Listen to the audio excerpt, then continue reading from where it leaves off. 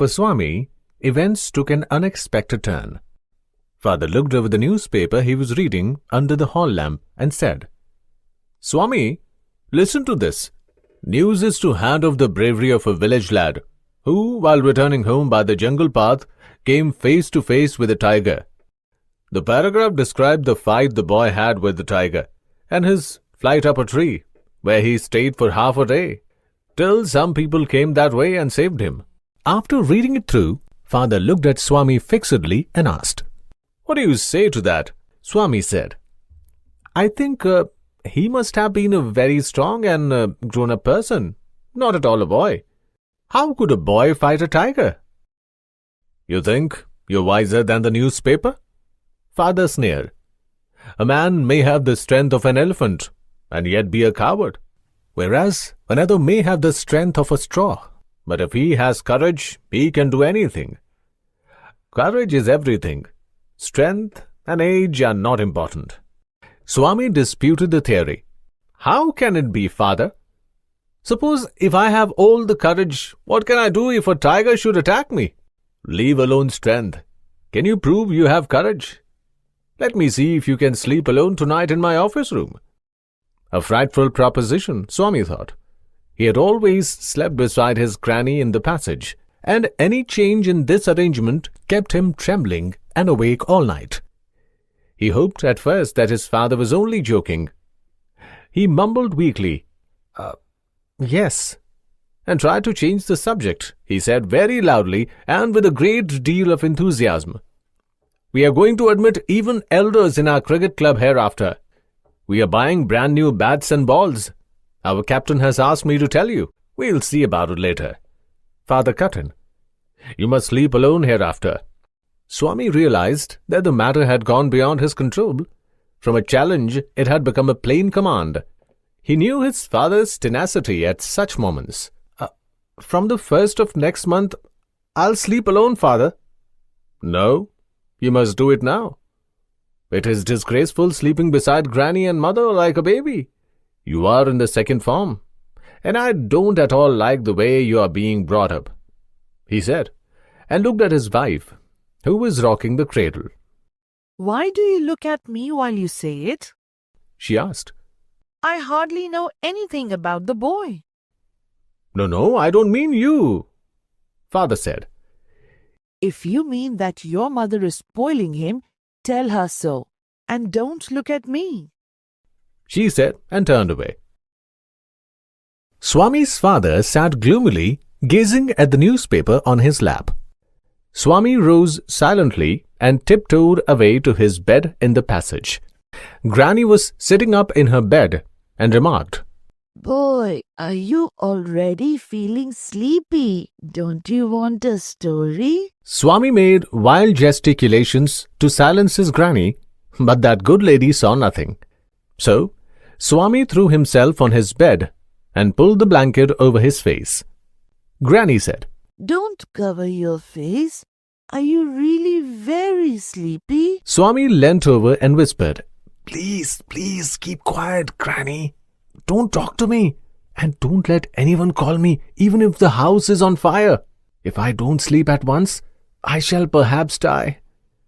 He turned over, curled and snowed under the blanket till he found his blanket pulled away. Presently Father came and stood over him. "Swami, get up," he said. He looked like an apparition in the semi-darkness of the passage, which was lit by the cone of light from the hall. Swami stirred and groaned as if in sleep. Father said, "Get up, Swami." Granny pleaded, "Why do you disturb him?" "Get up, Swami," he said for the fourth time, and Swami got up. Father rolled up his bed, took it under his arm and said, "Come with me." Swami looked at his granny, hesitated for a moment, and followed his father into the office room. On the way, he threw a look of appeal at his mother, and she said, "Why do you take him to the office room? He can sleep in the hall, I think." "I don't think so," Father said, and Swami slunk behind him with bowed head. "Let me sleep in the hall, Father," Swami pleaded. "Your office room is very dusty, And there may be scorpions behind your law books. There are no scorpions, little fellow. Sleep on the bench if you like.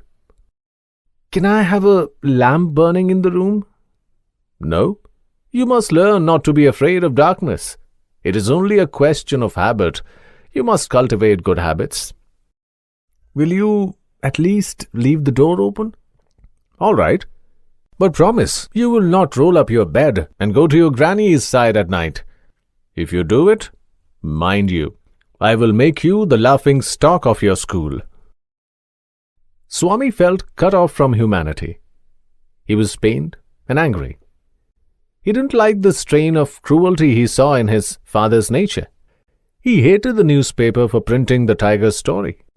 He wished that the tiger hadn't spared the boy, who didn't appear to be a boy after all, but a monster. As the night advanced and the silence in the house deepened, his heart beat faster.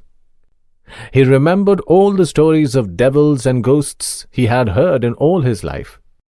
How often had his chum Mani seen the devil in the banyan tree at his street end? And what about poor Munisami's father, who spat out blood because the devil near the river's edge slapped his cheek when he was returning home late one night? And so, on his thoughts continued. He was faint with fear. A ray of light from the street strayed in and cast shadows on the wall. Through the stillness, all kinds of noises reached his ears. The ticking of the clock, rustle of trees, snoring sounds, and some vague night insects humming. He covered himself so completely that he could hardly breathe. Every moment he expected the devils to come up to carry him away. There was the instance of his old friend in the 4th class who suddenly disappeared and was said to have been carried off by a ghost to Siam or Nepal. Swami hurriedly got up and spread his bed under the bench and crouched there. It seemed to be a much safer place, more compact and reassuring. He shut his eyes tight and encased himself in the blanket once again, and unknown to himself, fell asleep, and in sleep was racked with nightmares. A tiger was chasing him, his feet stuck to the ground. He desperately tried to escape, but his feet would not move. The tiger was at his back, and he could hear its claws scratch the ground. Scratch, scratch, and then a light thud.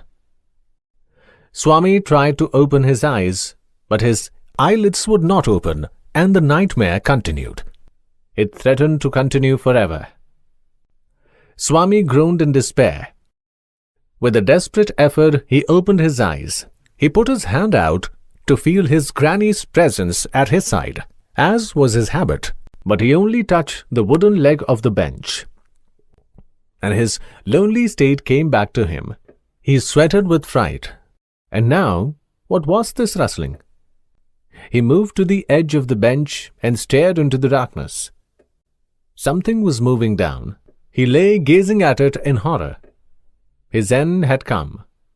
He realized that the devil would presently pull him out and tear him. And so, why should he wait?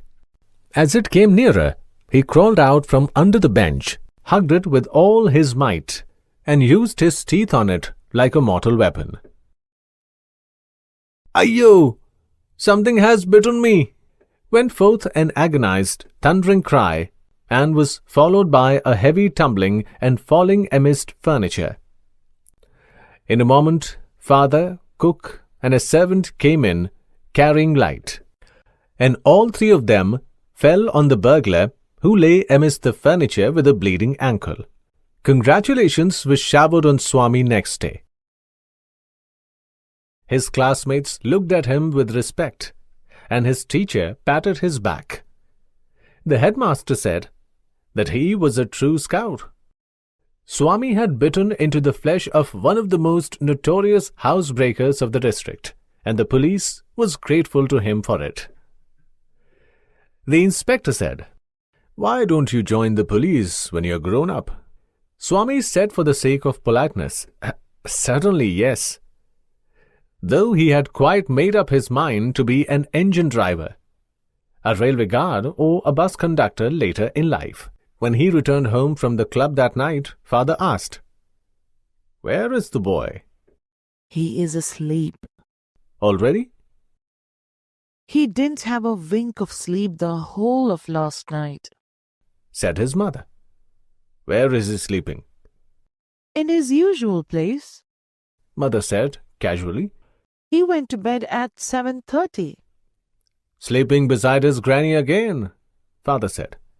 "No wonder he wanted to be asleep before I could return home. Clever boy." Mother lost her temper. You let him sleep where he likes. You needn't risk his life again. Father mumbled as he went in to change. "All right, mollycoddle and spoil him as much as you like. Only don't blame me afterwards." Swami, following the whole conversation from under the blanket, felt tremendously relieved to hear that his father was giving him up.